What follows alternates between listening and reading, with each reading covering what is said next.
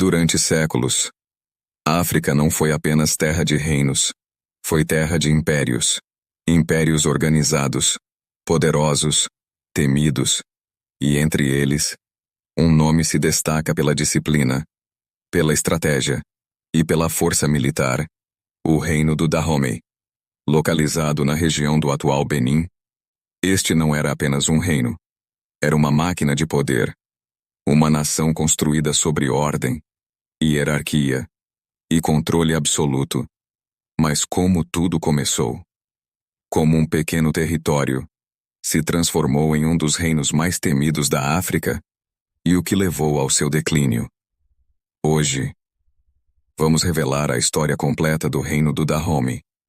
No início do século XVII, um grupo de povos Fon estabeleceu-se numa região fértil, longe da costa, mas estrategicamente posicionada. Ali, nascia Dahomey. Seu crescimento não foi pacífico, foi conquistado, expandido, fortalecido através da guerra. Os primeiros reis entenderam algo essencial: poder não se herda, poder se constrói. E Dahomey construiu o seu, com disciplina, com estratégia e com força. Sob o reinado do rei Ruegbadja, o reino começou a organizar-se, mas foi com o rei Agaja que Dahomey mudou de escala. Agaja expandiu o território, conquistou cidades importantes e, principalmente, tomou controle de regiões próximas à costa. E isso mudou tudo.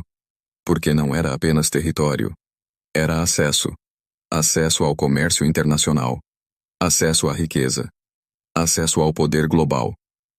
Dahomey tornou-se um intermediário estratégico e começou a participar de um dos sistemas mais controversos da história: o comércio transatlântico. O reino capturava prisioneiros de guerra e os trocava por armas, tecidos e produtos europeus.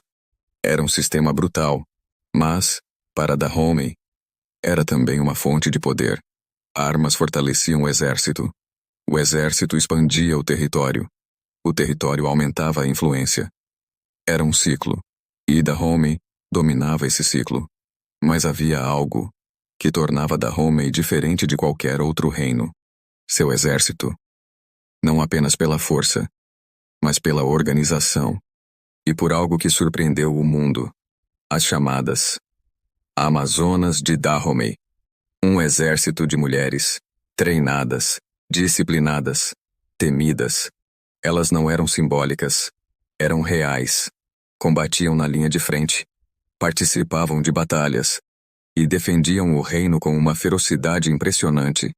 Para muitos europeus, aquilo era impensável. Para Dahomey, era estratégia, era eficiência, era poder. O reino tornou-se altamente centralizado. O rei não era apenas líder político, era líder militar, era autoridade suprema. Tudo girava em torno do palácio. A administração era organizada, os tributos eram controlados, as cerimônias reforçavam a autoridade do rei, e o sistema funcionava. Dahomey prosperava. Mas nenhum sistema permanece intocado para sempre. Com o passar do tempo, o mundo começou a mudar. O comércio de escravos começou a ser contestado. Pressões internacionais aumentaram. E a economia de Dahomey, dependente desse sistema, começou a sentir o impacto. Alguns reis tentaram adaptar-se, investir em outros produtos, como óleo de palma, mas a transição não foi simples. Enquanto isso, um novo tipo de poder surgia: o poder colonial europeu, mais organizado, mais armado, mais agressivo. E dessa vez, não era apenas comércio. Era ocupação. Era domínio. No final do século XIX, a França voltou seus olhos para Dahomey. O confronto era inevitável. De um lado, um reino africano experiente em guerra. Do outro, um império europeu com tecnologia superior. As batalhas foram intensas.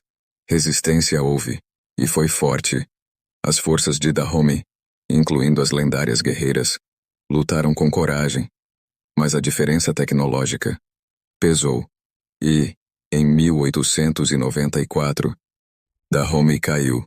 O reino foi conquistado e incorporado ao Império Colonial Francês. Mas a história não termina com a queda, porque Dahomey deixou algo maior que o território. Deixou legado. Deixou estrutura. Deixou exemplo.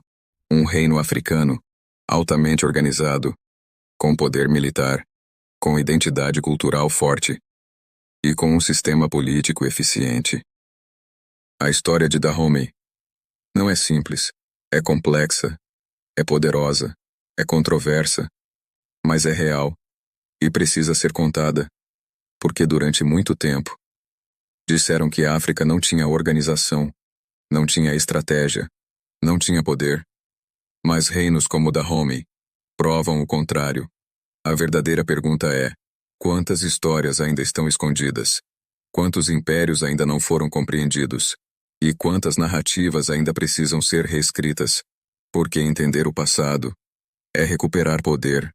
E talvez o maior erro da história tenha sido subestimar civilizações que já eram fortes muito antes do mundo moderno existir.